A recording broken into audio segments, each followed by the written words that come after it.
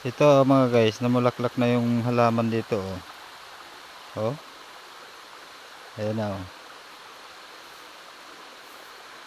Oh, ayan.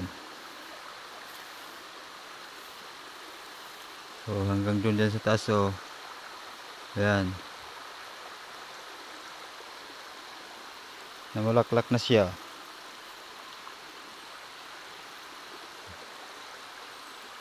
Ayan oh.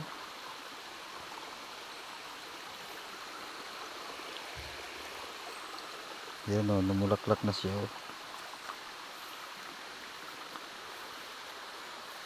Ito yung gamot sa UTI.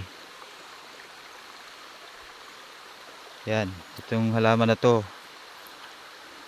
Gamot ito sa mga sakit sa katawan, lagain, tapos yun ang inumin.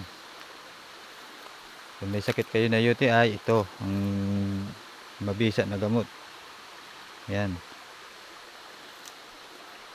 Ito yun.